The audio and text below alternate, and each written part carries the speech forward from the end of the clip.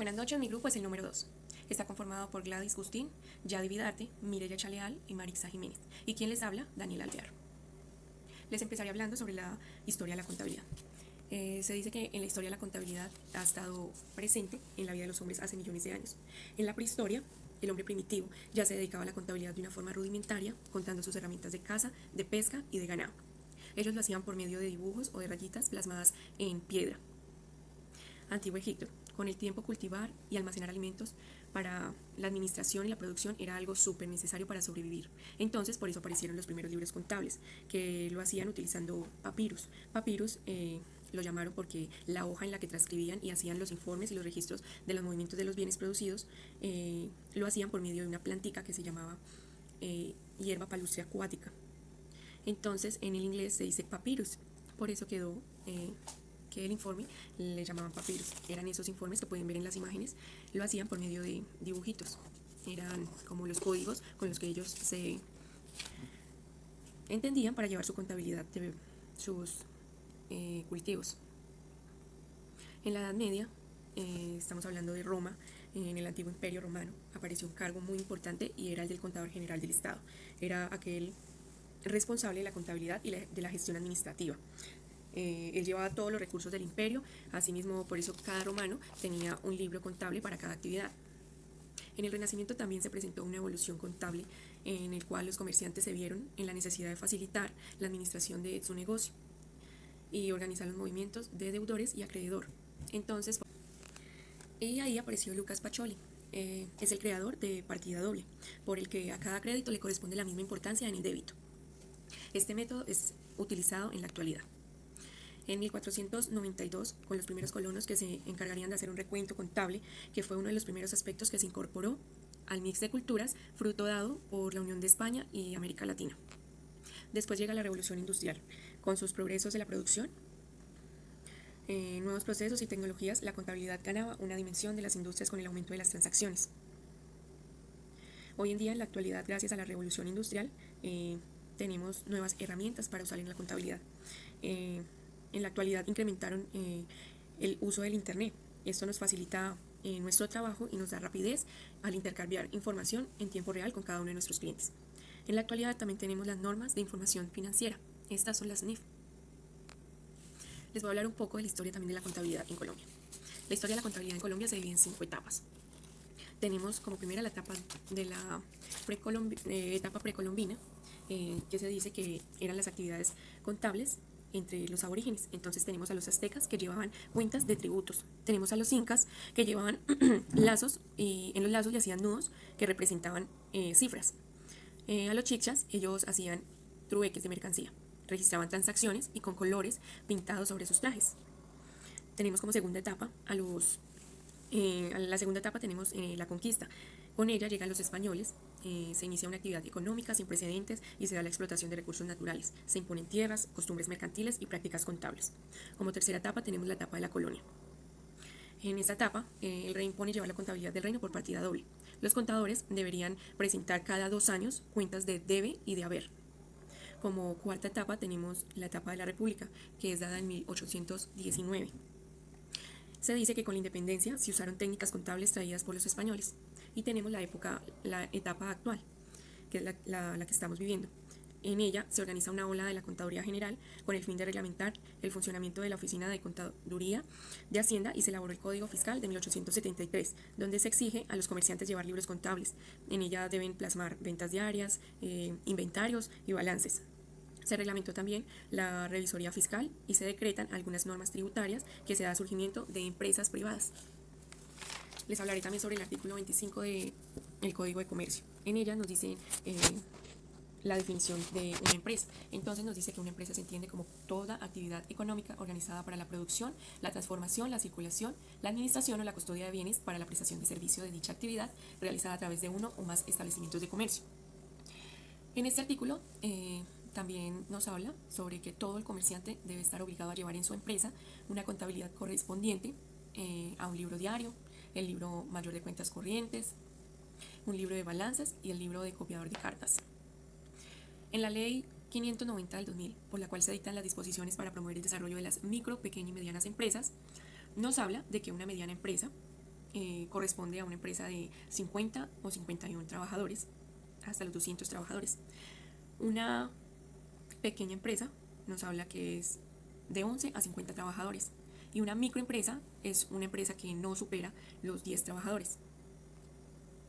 En la ley 1450 del 2011, el artículo 43, nos muestra una modificación al artículo 2 de la ley 590 del 2000, que por la cual nos hablaba de que las empresas se clasificaban por medio de los trabajadores. En esta nos aumenta y nos dice que las empresas también se clasifican por el valor de ventas brutas anuales y por el valor de los activos.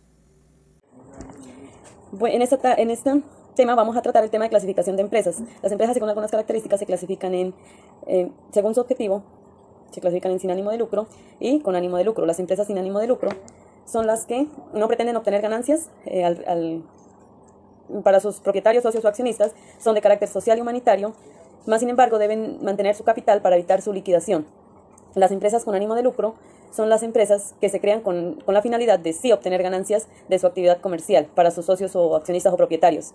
Estas empresas aportan, digamos, los propietarios aportan para mantener el capital y que la empresa no se liquide. Según su actividad económica, las empresas se clasifican en agropecuarias, comerciales, industriales, mineras y de servicios. Las agropecuarias son las que se realizan labores en el campo y se obtiene de pronto alguna materia prima. Las comerciales son las que ya ofrecen productos terminados o materia prima como tal. En este caso son los supermercados, las ferreterías, etc. Las industriales son las que procesan la materia prima para obtener productos terminados, como son las confecciones de ropa, las empresas que fabrican calzado, las empresas que realizan detergentes, etc. Las mineras son las que, con un permiso del Estado, para exploración y explotación del subsuelo y obtienen minerales. Y las de servicios, como su nombre lo dice, prestan un servicio a las personas y obteniendo una contraprestación. Este servicio, pues, obviamente es intangible y, por lo tanto, un ejemplo es el tema del servicio del Internet o la lavandería. Según la procedencia de capital, las empresas se clasifican en privada, pública y mixta. Las empresas privadas son las que el capital lo generan particulares para crear la empresa. Las públicas son las que el Estado asigna algunos recursos. Algunos no, todos los recursos. Y la mixta son las que cuando se fusionan, la privada y la pública, estos dos recursos, puede ser mayor porcentaje la uno o menor porcentaje, y se crea la empresa. Según el número de propietarios, las empresas se clasifican en unipersonales y sociedad por acciones simplificadas. La empresa unipersonal, creada por la ley 222 y derogada por la ley 1258 del 2008, donde les da un plazo máximo de 6 meses para que se conviertan o se transformen a empresas por sociedad por acciones simplificada. La sociedad por acciones simplificada es una sociedad de capital de naturaleza comercial y se constituye por una o varias personas. Como su nombre lo dice, simplificada, su constitución mediante documento privado, excepto si el capital viene en bienes con escritura pública, entonces debe hacerse la constitución mediante escritura pública y registrarla en Cámara de Comercio y obtener el registro mercantil. Una vez escrita en el registro mercantil, se considera una persona jurídica. Las demás especificaciones es de acuerdo o parecidas a la sociedad anónima. La sociedad de personas. La sociedad de personas se divide en sociedad colectiva, sociedad de responsabilidad social limitada, y en comandita simple. La sociedad colectiva es donde todos los socios hacen parte de la empresa, todos los socios son los administradores y todos los socios son responsables de las acciones sociales o jurídicas que genere la empresa. La razón social de la razón social de la empresa colectiva es un nombre del socio, es un nombre de los socios, y al final termina con compañía, la palabra compañía, o hermanos e hijos. Un ejemplo, Camilo Andrade y compañía, o Camilo Andrade y hermanos. Pues en este caso la sociedad colectiva, digamos que es una de confianza, ¿no? Porque todos, digamos, confían entre todos y si alguno llega a incurrir en un delito, pues todos son responsables de esos actos. La sociedad de responsabilidad limitada son un tipo de unión mercantil en la que, como su nombre lo dice, la responsabilidad es limitada hasta el monto de capital que se aporte y que aporten cada uno de los socios al momento de inscribir la sociedad. Si en un caso eventual la empresa no puede pagar con sus propios medios, las deudas adquiridas, el único patrimonio de los socios es lo que invirtieron inicialmente. No pueden aportar más y solo es lo que hay en la empresa. El mínimo son 2 socios y máximo 25. Si excede este número de socios, la empresa se puede transformar, pues para no liquidarla se puede transformar o, puede disminuir el número de socios. O si no, ya tocaría liquidarla y hacer nueva empresa. La denominación social es, al finalizar la razón social, va la palabra limitada o la abreviatura LTDA, que significa limitada. La otra sociedad de personas es la comandita simple. La comandita simple es una característica que son dos clases de socios, los socios gestores o colectivos, que son los que aportan dinero y capital, que viene siendo dinero, y trabajo. Y los otros socios son los comanditarios, que son los que aportan solamente dinero. Son sociedades fáciles de crear porque no tienen límite como tal de socios, ni mínimo ni máximo. El nombre de la sociedad puede ser establecido por el nombre de uno o varios socios. No tienen accionistas. Estos aportes dependen.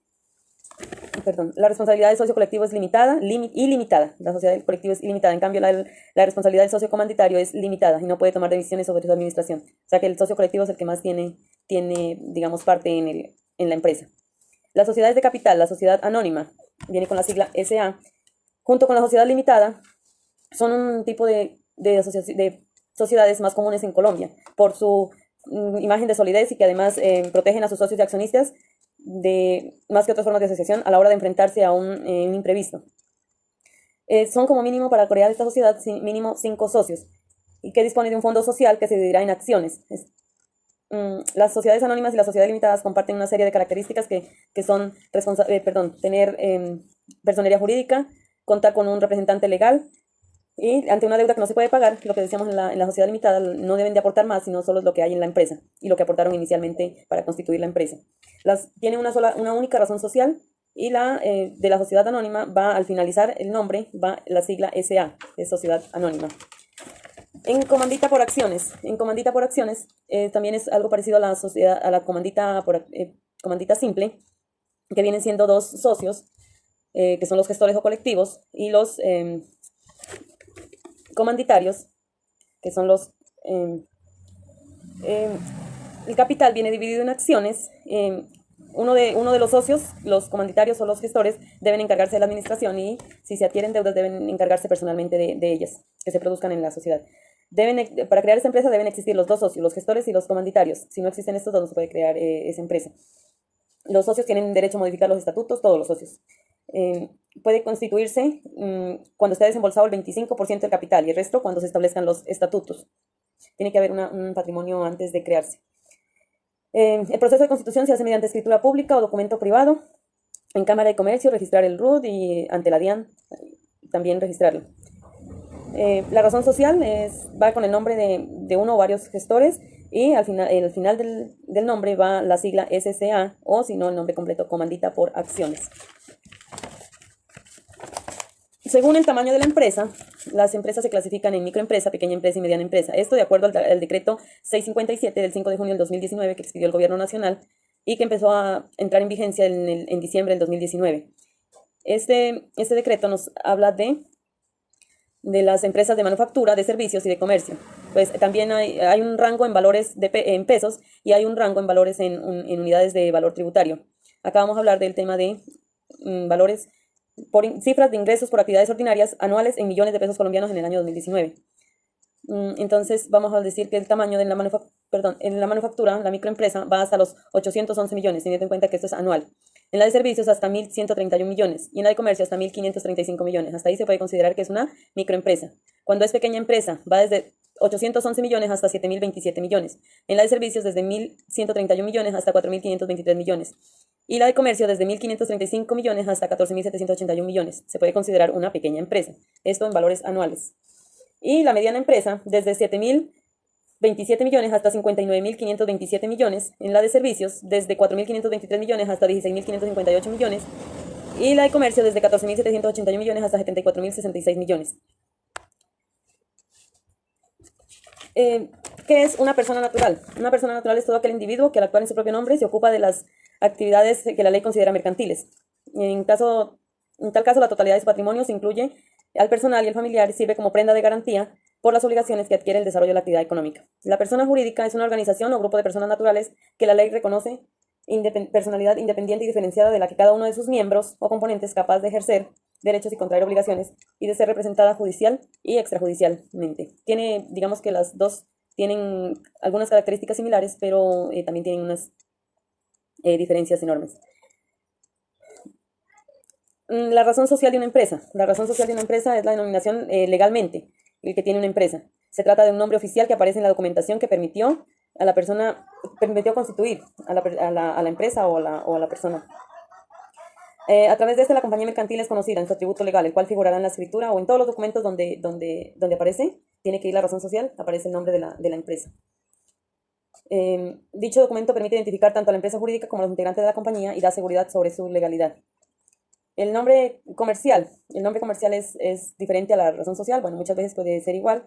Son signos, son imágenes, son dibujos de gran importancia para las compañías.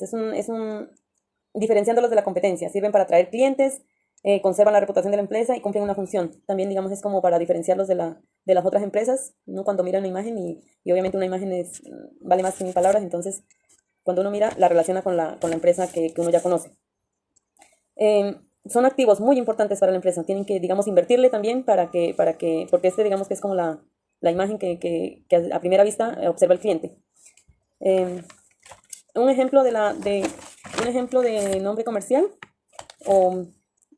es la cadena de supermercados Éxito. La marca es Éxito, su nombre comercial es Éxito y su razón social es Almacenes Éxito S.A. A continuación hablaremos del artículo 98, quien presenta es Maritza Yurani Jiménez. El artículo 98 nos habla del contrato de sociedad. Nos dice que el contrato de sociedad es donde dos o más personas se obligan a hacer un aporte en dinero. Esto no quiere decir que una persona va a dar menos que la otra. Esto es algo igualitario, que si una dio 20 millones, la otra también tiene que dar sus 20 millones. No trata de que vamos a obligar a la una a hacer la empresa o a crear la sociedad. Una vez constituida la sociedad legalmente, se debe crear la persona jurídica. Esta persona debe ser capaz de cumplir con los derechos y las responsabilidades de la empresa o sociedad. ¿Cómo se constituye una sociedad? Hay unos pasos para constituir la sociedad. Primero, se debe crear el documento privado de constitución o presentar la escritura pública ante notaría. Es importante tener en cuenta que en la ley 1014 del 2006 nos dice que hay unos requisitos para crear una sociedad privada, que es en la que esta empresa o sociedad no supere los 500 salarios mínimos legales vigentes y no supere los 10 trabajadores. Pasos para crear una empresa. Hay que tener en cuenta estos pasos, son muy importantes. Tener los estatutos para presentarlos. A estatutos nos referimos al documento en el que vamos a explicar qué es la empresa, cómo va a funcionar y algunas directrices generales en las que se va a explicar cómo va a funcionar la empresa. Hay que presentar el RUT. ¿Qué es el RUT? Es el Registro Único Tributario, tenerlo al día, y hay que presentar también la cédula que va a ser legalmente el representante de la empresa. Así como también debe presentar la cédula del que va a ser su suplente, aperturar una cuenta bancaria en nombre de la empresa y inscribir los libros o el libro necesario en la Cámara de Comercio. También inscribir la empresa en el sistema de seguridad social. Es muy importante, puesto que en la empresa se pueden dar muchos casos de enfermedades, golpes, y entonces es importante por eso este seguro social. ¿Cómo se crea una empresa colectiva, sociedad colectiva? Primero hay que presentar la escritura pública ante la notaría, registrar ante la Cámara de Comercio, pagar por los derechos de inscripción e impuestos, solicitar la inscripción en el RUT de la sociedad ante la DIAN. El registro ante otras entidades también se debe presentar, ya sea en la Secretaría de Hacienda o en los que haya que presentarlos. Una vez constituida la sociedad en el registro mercantil, se creará la persona jurídica y se podrá y deberá recibir o pedir el certificado de existencia que ya está constituido legalmente. Clasificación de empresas en Colombia. Primero, según su actividad. Encontramos empresas comerciales, son aquellas que se encargan de la compra y venta de bienes materiales, ya sean materias primas o productos determinados. Además, estas no realizan su proceso de manufactura. Ejemplos, los supermercados y tiendas de electrodomésticos. Las empresas industriales son aquellas que se encargan de la extracción, elaboración y manufacturación de las materias primas. como las fábricas de ropa y las industrias alimentarias. Empresas de servicios son aquellas que se crean con la finalidad de proveer un servicio intangible, es decir, que satisfacen las necesidades. Ejemplos, proveedores de Internet y hospitales. Segundo, según su régimen jurídico. Tenemos sociedades anónimas. Estas tienen la característica de la responsabilidad limitada ante su aporte de capital. Además, tienen una alternativa de tener sus puertas abiertas a aquellas personas que quieran comprar acciones, ya que con esto incrementarían su capital. Las sociedades limitadas son donde los socios propietarios de estas empresas tienen una responsabilidad limitada, ya que deben asumir un gran cargo con sus aportes o patrimonios de las empresas. Sociedades cooperativas son aquellas sin ánimo de lucro constituidas para satisfacer necesidades o intereses socioeconómicos de las cooperativas de los trabajadores, proveedores o clientes. Las sociedades de asociaciones civiles son aquellas entidades privadas sin ánimo de lucro con un personal totalmente jurídico conformado por personas físicas, las cuales se encargan del cumplimiento de los bienes culturales y educativos para así lograr una actividad sociocultural. Tercero, según su capital. Las empresas privadas son aquellas que reciben aportes por parte de personas particulares como Colanta, Coca-Cola y Amazon. Las empresas públicas son aquellas que reciben aportes por parte del Estado, como los abastecimientos de agua, servicios públicos, hospitales y educación. Las empresas mixtas son aquellas que reciben aportes tanto del Estado como de personas particulares. Cuarto, según su nivel de patrimonio. Aquí tenemos las microempresas, donde estas poseen menos de 10 empleados, pequeñas empresas, las cuales presentan un escaso capital, menos de 50 empleados y una contabilidad sencilla. Medianas empresas son aquellas que poseen de 50 a 250 empleados con una amplia información y sus productos son de ámbito nacional. Las grandes empresas son aquellas que poseen personal para realizar cada actividad, cuentan con un capital de mayor cuantía y sus productos son internacionales. Sociedades de personas son aquellas que tienen como característica principal donde consideran las cualidades personales de sus socios, como el prestigio, la confianza y la solvencia económica. Además, sus aportes de capital pasan a ocupar un segundo lugar. Aquí tenemos sociedades colectivas, sociedades limitadas, sociedades de comodidad simple y unipersonal. Las sociedades de capital son aquellas que tienen como principal característica considerar el capital de sus accionistas dentro de las asociaciones. Además, estas no tienen en cuenta las cualidades personales de sus dueños. Tenemos sociedad anónima, sociedad con mandita por acciones, asociaciones simplificadas y sociedades de economía mixta. ¿Qué son las SOMAC? Son aquellas sociedades que se crearon a partir del decreto de 1650, donde se las considera como zonas más afectadas por el conflicto armado. Su principal objetivo es la creación y desarrollo, el crecimiento y desarrollo de las zonas más afectadas por el conflicto armado a través de nuevas empresas y generación de empleo, donde sus participantes pueden enfocarse en nuevos negocios comerciales, actividades inmobiliarias, construcciones y turismo. Eso lo dijo el ministro de Hacienda, Mauricio Cárdenas. Además, el principal beneficio para aquellos empresarios que quieran llevar sus empresas a la SOMAC es una tarifa progresiva a la renta durante un periodo de 10 años a partir del año 2017, donde las microempresas y pequeñas empresas entre los años del 2017 y 2021 tendrían una tarifa del 0%, 2022 y 2025 el 25% y entre el 2025 y 2027 50% y a partir del 2027 su tarifa sería el 100%. Las grandes y medianas empresas durante el periodo del 2017 al 2021 sería el 50%, durante el 2022 al 2024 el 75% y el 2025 al 2027 el 750% y a partir del 2027 en adelante el 100%. Además, este programa no pueden participar aquellas empresas que se dediquen a la minería, la explotación de hidrocarburos y otras actividades. En el artículo 10 del Código de Comercio nos dice que se considera comerciante a una persona que realiza actividades mercantiles. Ejemplo de comerciantes: el dueño de una joyería, de una ferretería, de una librería o una zapatería. En el artículo 12 nos muestra las personas habilitadas para ejercer el comercio. Nos dice que las personas que tengan la capacidad para contratar y para comprometerse en un contrato, por ejemplo, pueden ejercer el comercio. En el artículo 13 nos dice que se considera comerciante a una persona que está inscrita en el registro mercantil o que tenga un local comercial abierto al público o que haga publicidad por cualquiera de los medios disponibles. En el artículo 14 nos dice cuáles son las personas inhábiles para ejercer el comercio. Por ejemplo, las personas que han sido declaradas en quiebra y no hayan obtenido su recuperación no pueden ejercer como comerciantes.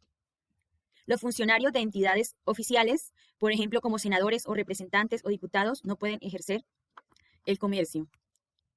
También personas a quienes por ley o sentencia judicial se les haya prohibido el ejercicio de actividades mercantiles. En el artículo 19 nos habla sobre las obligaciones de los comerciantes. En primer lugar, estar registrado ante la Cámara de Comercio, llevar contabilidad de sus negocios y escribir los libros que la ley le exija, evitar la competencia desleal. En el artículo 20 nos habla sobre los actos, operaciones y empresas mercantiles, es decir, empresas o personas que se dedican a la compra y venta, puede ser de bienes muebles e inmuebles, y con la finalidad de obtener ganancia a través de estas operaciones. En el numeral 7 nos dice que las operaciones bancarias de bolsas o de martillos. Las operaciones bancarias puede ser, por ejemplo, un crédito, una cuenta corriente, una cuenta de ahorro. Las operaciones de bolsa es el lugar donde se reúnen los comerciantes con el fin de negociar bonos y valores. Las operaciones de martillo son establecimientos de comercio que se dedican a las subastas. En el numeral 16 nos dice que las empresas para el aprovechamiento y la explotación mercantil de las fuerzas o recursos de la naturaleza. Por ejemplo, una empresa dedicada a la minería o una empresa dedicada a la madera, a sacar madera. En el artículo 23 nos habla sobre los actos que no son mercantiles. Por ejemplo, la adquisición de bienes con destino al uso doméstico no se considera como acto mercantil. La adquisición de bienes para producir obras artísticas tampoco se considera mercantil. Y cuando un campesino saca a vender sus productos agropecuarios o ganaderos en su estado natural, no se considera como comerciante. También cuando un contador, un médico, trabajan de forma independiente como consultores.